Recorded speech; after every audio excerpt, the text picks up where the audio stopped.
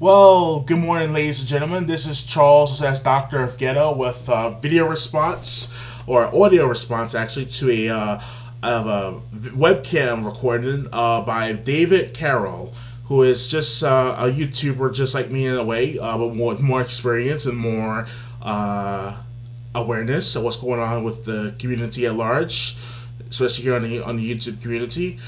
This is a response to the title called "How Malcolm X Became a Coon."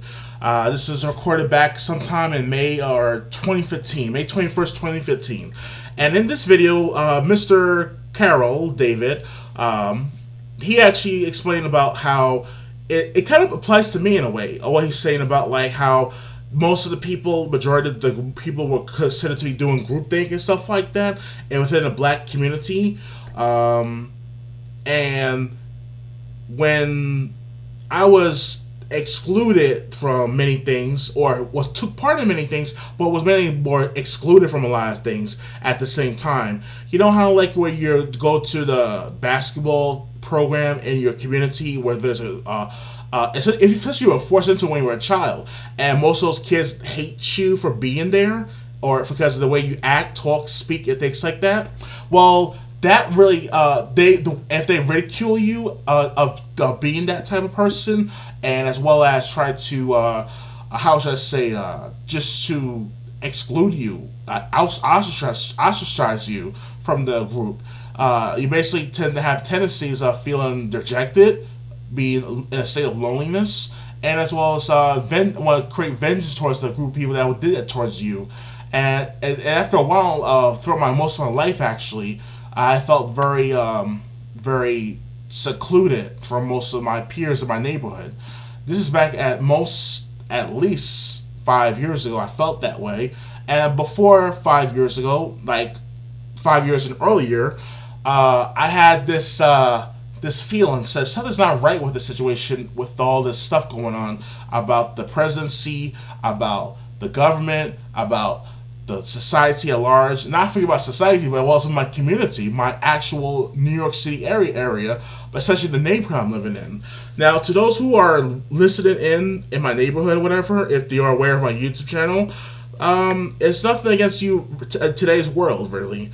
But 5 years and earlier, I felt like a tendency to want to just like destroy everything because no one didn't want to make me take part in that. No one didn't want me to listen. They wanted to listen to my opinion or acknowledge my opinion or acknowledge what I say and do and talk and think and act. And I'm like, okay, if that's the case, and no girlfriend, no nothing. After a very long time, I had a girlfriend in the past, whatever. She accepted who I am, but one day to know she broke up with me because I went away to college. That's a different story right there too. But I try to be a better person after researching stuff about Obama's past, and I thought that it pertains to the present because he who controls the past controls the present. And I thought that discovering news reports, which is not me, I'm not the only one, to Mr. David Carroll, I'm not the only one who actually been researching this stuff about Barack Obama and proclamations of things about Obama and stuff like that over the last from 2008 to 2010, or 2007 to 2010, actually more exact, when he came onto the scene to run for president of the United States. Mr. David, I agree with you, and I wholeheartedly feel very different from that video because it made me realize that, I've been realizing this, but more obviousness, of course, that I should have done what I never did because people didn't care, and who cares in the long run? But I thought that I hear people, white and black, mainly whites, of course. I agree with them at one point. And here's the situation about that. Before 2008, I wasn't thinking like I want to just kill everyone and take over the government, all this other stuff, whatever, and things of that matter. But when I got on Xbox Live and the internet after 16 years old, and years later, as of 2008 to 2012, I was on the internet intensely researching stuff about the government bailouts, the Greece bailouts, the BP oil spill, was that the contingency plans behind Greece and stuff like that, as well as the past, Barack Obama's past. If you deep research into that stuff, that makes you realize that this country is going down the hill, and we need to be proactive about it. How can you adjust this in today's world? Now, I'm saying this is like 50 years ago, and this is around the time Barack Obama was born, and as in regards to his biological parents or whatever, supposedly speaking. Of course, you can get look into that later on after this video. So, it's Mr.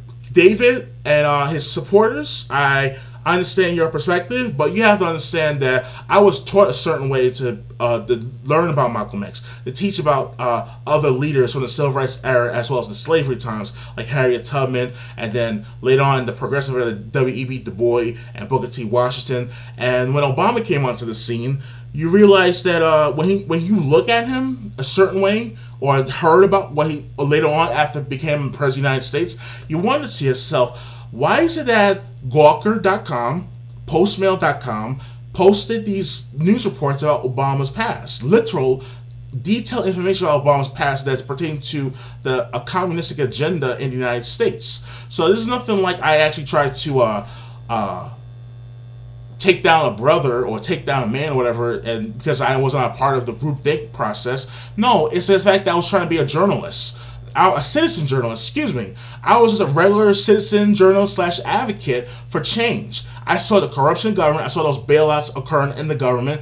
I mean, I saw Obama pass that $787 billion bailout, or actually more like a stimulus package, and that stimulus package never funneled its way into New York State, let alone New York City. So, what's that tell me as a person right there is that the government is out there to look for themselves. And I've really got tired and sick and tired of the situation at hand, and it's time for great change in this country by posting some serious stuff that was supposed to be obvious to everyone back in 2008, if not 2007. I shouldn't have to say this stuff to begin with.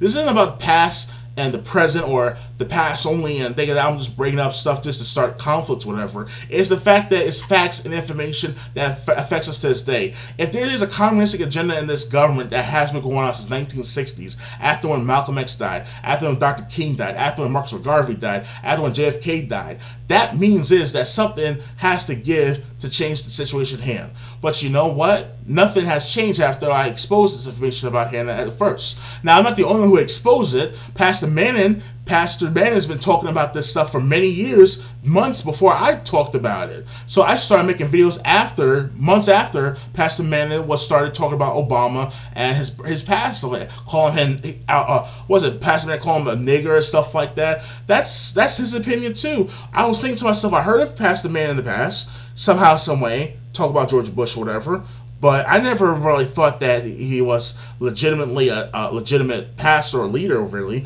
But most of the time I get to see the other side of things after when he talked about Obama or whatever. I had a common interest in not interacting personally directly with him, of course. He's just a leader, but following his logic and reason. And that's what you should do the same too, Mr. David, if you're disagreeing with Pastor Mann as well.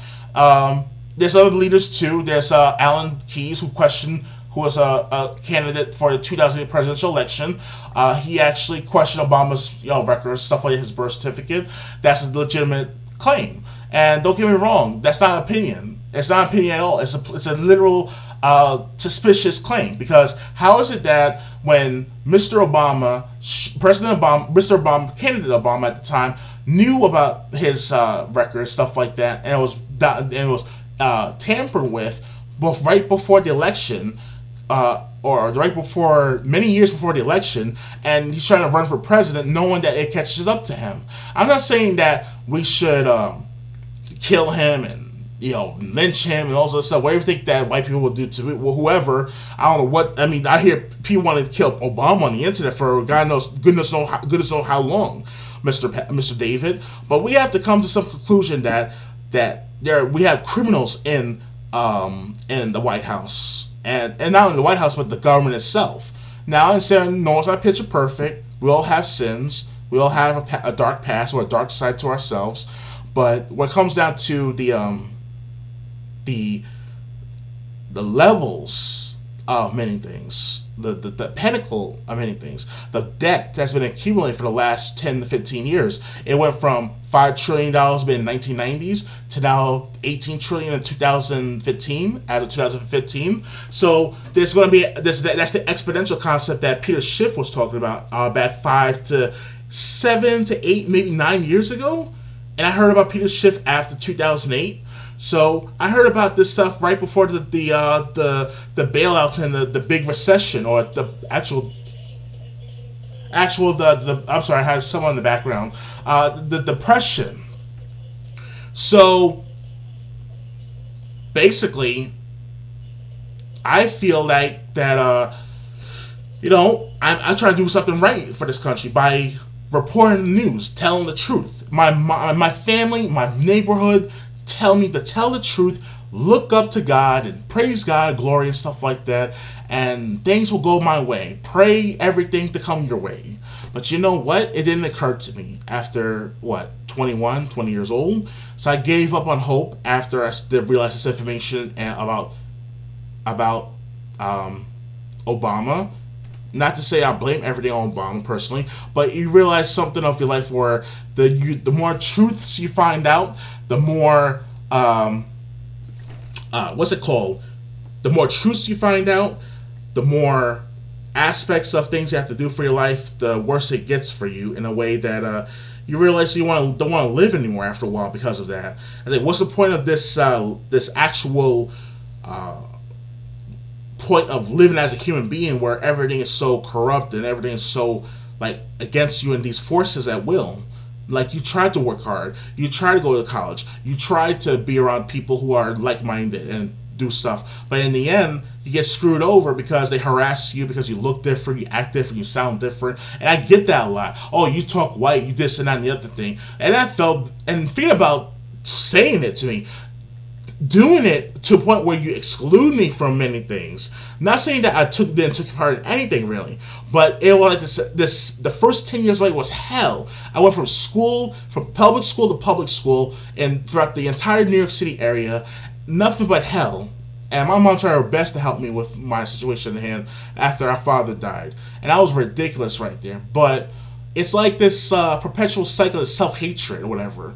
And I was trying to disperse that self-hatred to a point that we cancel it out, we move on, and or we prosecute Obama, put him in jail, take Biden, Clinton, who else? Bush, Paulson, Henry Paulson, the Treasury Secretary who actually is in charge of that bailout, stuff like that. All these criminals, supposedly criminals, to do that, to cleanse the system, to cleanse the government somehow, some way. Not to kill every one of them or hang their heads or hang their bodies or whatever the case may be, but it's kind of suspicious looking. It's like you want to do something about the problems at hand that's so obvious to everyone, or supposed to be obvious to everyone. I shouldn't have to say anything at all about the problems at hand, especially if it's obvious to everyone. Especially if Obama looks like a certain person. And I have to say that not all black people look alike and all white people look alike and stuff like that. But it's like it's kind of like this esoteric type of thing, this telegnosis that you practice on, or as you had it from the start, a sixth sense. That's what I would say. So this is nothing new under the sun per se. I think that if we're really going through a new world order or stuff like that, then people are in a rude awakening after Obama leaves, because we had a lot of time, literally lots and lots of time, to solve problems at hand about the presidency of the United States. Not to say that I hate Obama personally at first, but it's like this, what's it called? You just feel like you want to just do justice. No justice, no peace type of way. People following that Black Lives Matter movement after, 2012, 2013, that type of stuff, Trayvon Martin and Sean Bell and stuff like that. You worry about that, but you don't worry about a fellow black man screwing you over because he's part of this elite puppet. He's a puppet of elites and stuff like that. But, it's okay to vote for him 2 times in a row and to act like nothing happened? That's ridiculous right there. It's not my fault that I learned this stuff through Xbox Live Xbox Live, a video gaming system, Mr. What's your name, David? Have you been on Xbox Live before? Oh, believe me, if you met me on Xbox Live back in 2008 of April, you would definitely understand where I'm coming from at this matter at hand. I didn't expect to see heard that information from a fellow gamer who is also an adult, older than me, like your age, not exactly your age, but he's like slightly older than me, telling me this stuff. Or Peter Schiff being on the internet doing his shift report and stuff like that.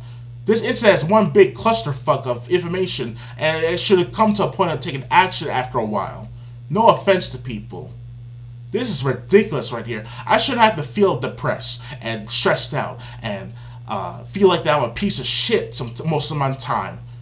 Not be able to get anywhere in life. Oh, sure, I got an interview lined up next week in Long Island somewhere. I want to get a job soon after a year and a half I haven't worked. But I'm going to continue my life as much as possible, no matter what.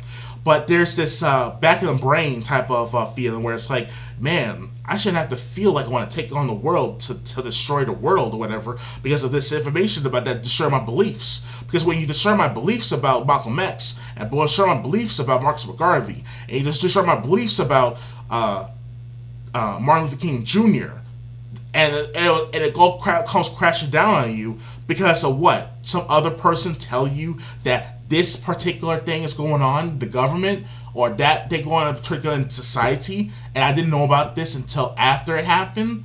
That's telling you right there that we are screwed to the point of no return.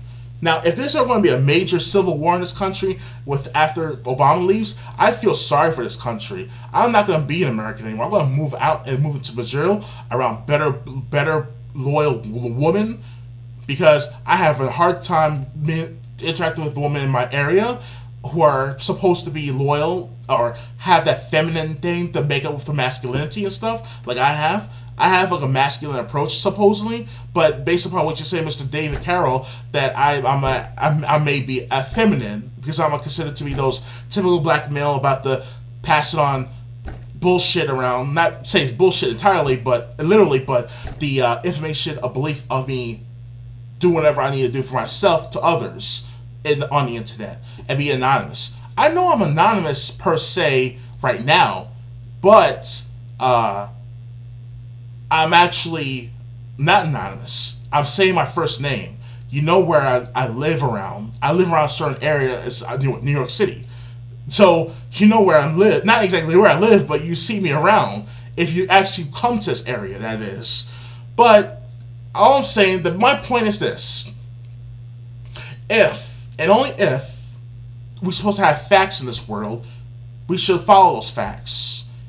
But like Metal Gear Solid 2 stated, in the end of the game, when Raiden went up against Solid 6 before that happened, the Colonel, who was an AI of GW, saying that there's no such thing as right or wrong, or left and right per se.